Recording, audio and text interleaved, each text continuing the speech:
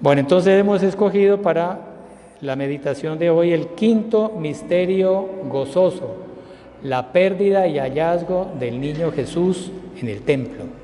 Entonces, siguiendo el método de San Ignacio, para amarrar la imaginación en lo que vamos a meditar, imaginemos la escena. La Virgen y San José van por motivo de la Pascua al templo, asisten a todas las ceremonias de la Pascua y cuando están de regreso a Nazaret, era la costumbre que por un camino, la primera jornada, o sea, llegando a Jerusalén o saliendo de Jerusalén, esa jornada, había un camino para los hombres y otro camino para las mujeres. Y a esa jornada de camino era un lugar donde había muchos hospedajes, ahí se encontraban de nuevo, se reunían de nuevo las familias y ahí ya cada uno iba para su lugar de origen. Por eso se entiende que la Virgen y San José se demoraron 3 días. No fue que estaban distraídos y a los 3 días se dieron cuenta, no. Al primer día se dieron cuenta, se encontraron por la noche, después de caminar todo el día, se encuentran en la hospedería, la Virgen ve a San José sin el niño y le pregunta, ¿el niño no está con usted? Y San José, no, pero yo pensé que estaba con usted. Y no estaba con ninguno de los dos, el niño se había quedado. Entonces, vuelven otro día, bueno, se quedan toda la noche durmiendo, al otro día de camino, segundo día. Llegan a Jerusalén otra vez por la noche donde le iban a buscar, a dormir. Por eso es que al tercer día fue que ya empezaron a buscarlo por toda la ciudad y después de buscarlo por distintos lugares, lo encuentran el tercer día, lo encuentran en el templo.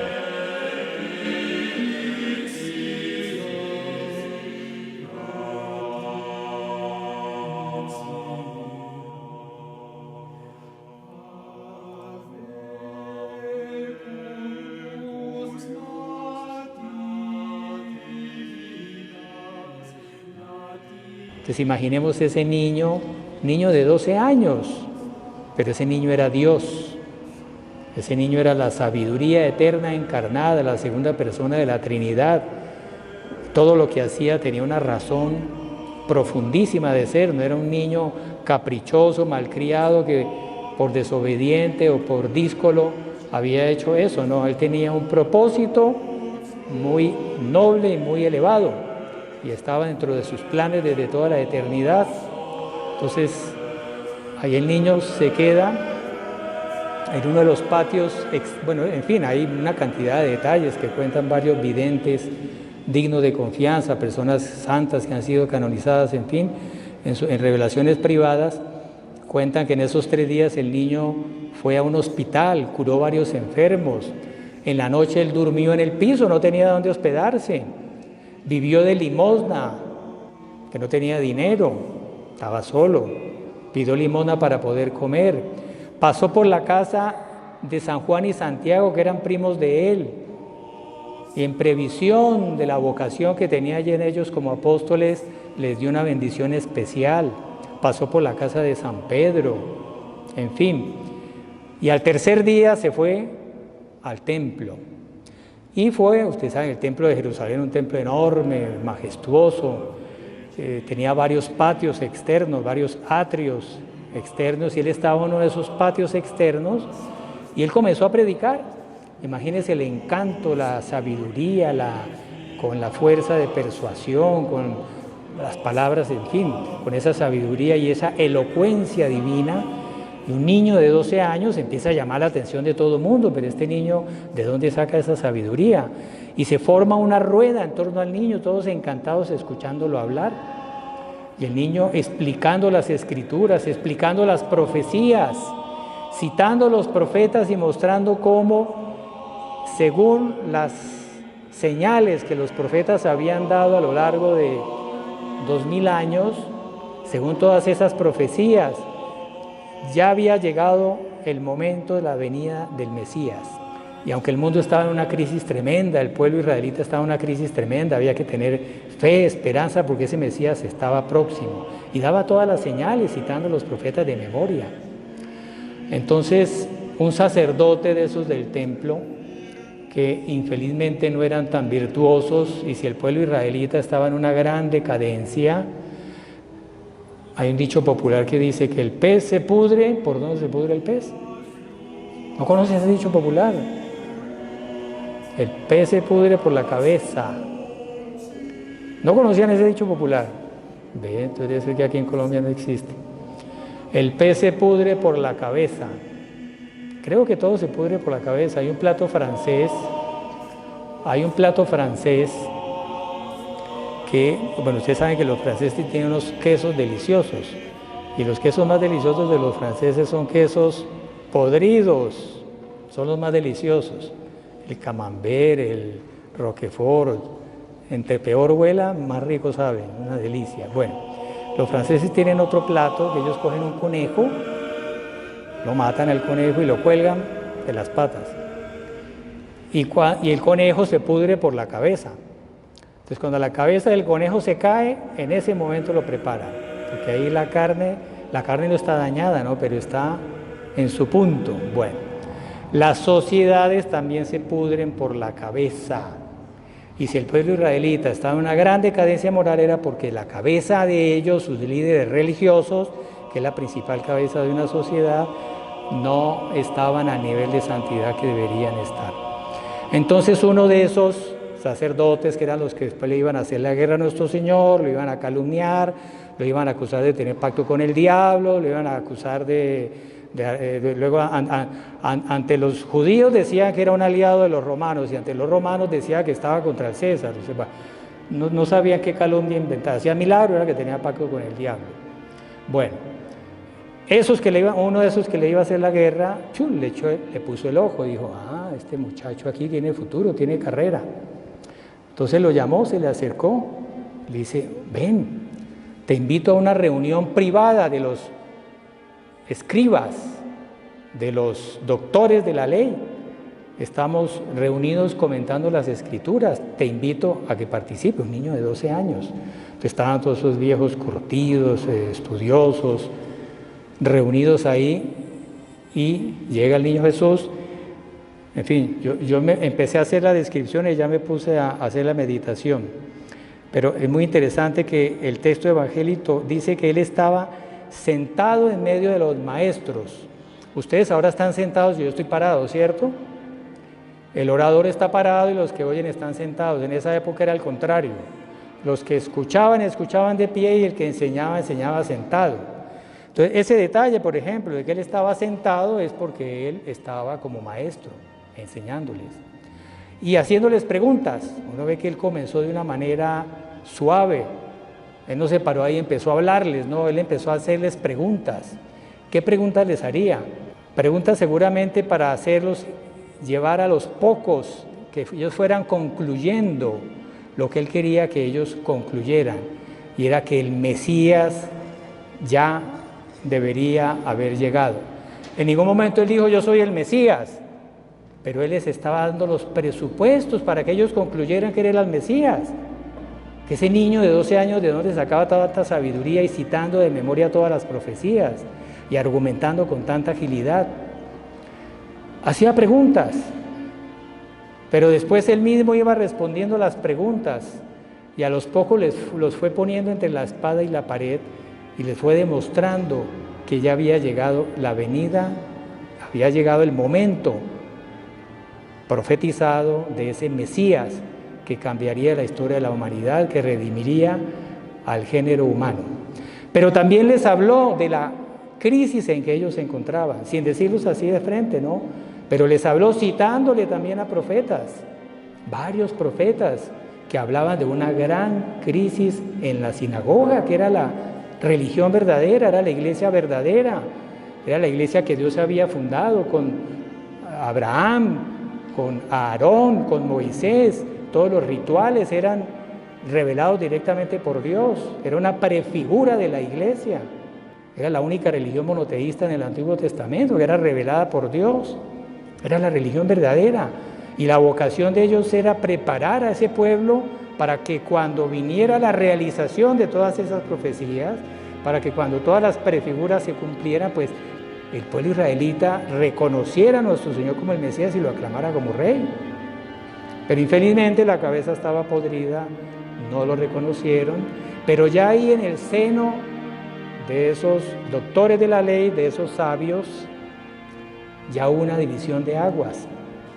Hubo algunos que tenían cierta rectitud de corazón, cierta honestidad, cierta honestidad de corazón y de razón, y algunos, ahí dice que primero se quedaron admirados, al verlo se quedaron admirados, o sea, en un primer momento todos lo admiraron, pero algunos después de esa admiración empezaron a compararse, este es más sabio que yo, este que es un niño, yo que soy un viejo ya experimentado en estas escrituras, él sabe más que yo. Después de la admiración, si uno no se cuida, viene la envidia. Y ya hubo una división de aguas, y unos que lo empezaron a envidiar, a tener odio de él, y otros admirados, con amor por él y queriéndolo seguir, ya una división. Y nuestro Señor ya cumpliendo con su vocación de proclamar la verdad y dividir las aguas, como había dicho el profeta Simeón en la presentación de ese niño en el templo. Pero bueno, ahí sigue el Evangelio. Todos le oían y quedaban asombrados de su talento y las respuestas que daba. Ahí llega la Virgen y San José, acuérdense que era el tercer día. La Virgen y San José llegan ahí al templo y le dice su madre: hijo, ¿por qué nos has tratado así? Tu padre y yo te buscábamos angustiados. Muy lindo, la Virgen, el niño era Dios, era más que la Virgen y San José porque era Dios. La Virgen era más que San José porque ella no tenía pecado original, es la obra prima de la creación. Pero San José era el padre de familia. Y la Virgen, muy humilde, muy respetuosa, ella cita a San José en primer lugar. Tu padre y yo te estábamos buscando. No sabías, y él les contestó. Mire que la Virgen hace un reproche, no es un reclamo así, es un reproche suave de quien no entendió, porque el niño ella sabía que él era Dios, que él había hecho eso por alguna razón profunda, ella no entendía por qué. Entonces, por eso le hace esa pregunta. No sabías, porque ella sabía que él lo sabía, él era Dios. ¿Acaso tú no sabías que tu padre y yo te buscábamos angustiados? Ahí el niño se vuelve y le responde: ¿por qué me buscabais? ¿No sabías que yo debía estar en las cosas de mi padre? Una respuesta lindísima, majestuosa. Él responde ya no como un niño hijo de ellos, él responde como Dios que vino al mundo a llevar adelante un plan que es del Padre eterno. Y es lo que le está recordando a la Virgen. Pero bueno, veamos otro comentario que hace San Alfonso María de Ligorio y que es impresionante. San Alfonso María de Ligorio, sobre esta pérdida del niño Jesús en el templo, él dice que fue el mayor dolor que tuvo la Virgen en toda su vida. La Virgen sufrió más en la pérdida del niño en el templo que viéndolo ser flagelado, viéndolo ser coronado de espinas, viéndolo caer con el peso de la cruz, verlo agonizante en la cruz, verlo morir, recibir el cadáver de él inerte en sus brazos. Imagínense el dolor tan tremendo que la Virgen tuvo a lo largo de toda la pasión. Terrible, ella sufrió en el alma todos los dolores de nuestro Señor en la pasión. Pero en la pasión la Virgen sabía por qué su hijo estaba sufriendo eso. Ella sabía que ese era el plan de Dios, que nuestro Señor tenía que morir para abrir las puertas del cielo para todos nosotros, para que el género humano fuera redimido. Y ella, por amor a cada uno de nosotros, ella consintió en todos esos dolores. Y aunque sufría mucho, ella sabía por qué estaba sufriendo. Entonces, cuando uno sabe por qué está pasando por un dolor, el dolor es más llevadero. Pero cuando usted no entiende por qué Dios le manda algún dolor en la vida, ahí es mucho más duro. Y cuando el niño se apareció, la Virgen no entendía por qué el niño la había abandonado. Ella no sabía por qué. En los dolores de la pasión, ella lo tenía con él. Ella lo tenía con ella, estaba a su lado. aunque sufría con él, pero estaba con él. Cuando el niño se perdió, ella pensaba que ella había cometido alguna falta y que por eso ese niño, que no era un niño caprichoso y que todo lo que hacía tenía una razón profunda de ser, era que el niño la había abandonado a ella y a San José, porque ya no eran más dignos de ser sus padres, habían cometido alguna falta. Y cuenta la beata Ana Catalina de Emre, la Virgen tenía 1000 ángeles de la guarda, ella conversaba con los ángeles, y Dios le dio a los ángeles la orden de que no le dijeran dónde estaba el niño. Y la Virgen le preguntaba a los ángeles de la guarda, pero ayúdenme a buscarlo, ¿dónde está? Y decían, no sabemos dónde está. Los ángeles, la Virgen no sabía. Entonces, esa es una prueba que nos debe servir de lección, porque es una prueba por la cual todos nosotros en algún momento de la vida pasamos. Hay momentos donde sentimos, experimentamos la ausencia de Dios, creemos que Dios nos abandonó, pasamos por algún dolor muy grande, algún sufrimiento muy grande y sentimos que Dios no nos oye, que Dios no nos escucha, que Dios ya no nos quiere más y que se olvidó de nosotros.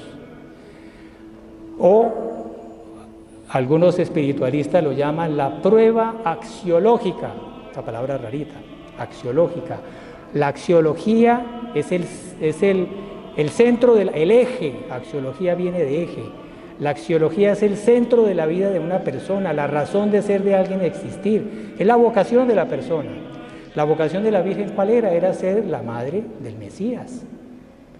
Y ella pensaba que ya no era digna de esa vocación y que el niño la había abandonado. O sea, una prueba que iba contra la razón de ella existir, de aquello para lo cual ella había venido al mundo, que era ser la madre del Mesías, y el Mesías, su hijo, la abandonaba. Todos nosotros tenemos alguna vocación y en algún momento de la vida sentimos que esa vocación no se va a cumplir y sentimos que Dios se nos pierde. Pero debemos seguir el ejemplo de la Virgen y San José. Ellos, en medio de la prueba, del dolor, ¿qué hicieron? Sin descanso buscaron al niño. ¿Y dónde lo encontraron? En el templo. Entonces, cuando sintamos que Dios se nos perdió, que Dios se distanció de nosotros, procurémoslo sin descanso en la oración. Y vayamos a buscarlo, ¿dónde? En el templo. Porque en el templo Él está en cuerpo, alma, sangre y divinidad en el sagrario, esperando para consolarnos. En el templo está en la Sagrada Eucaristía para que lo recibamos y confortarnos con su gracia, Él personalmente visitándonos nuestro cuerpo y nuestra alma. Entonces aprendamos esta gran lección de San José y de la Virgen, de buscarlo siempre que sintamos que se nos perdió en el templo.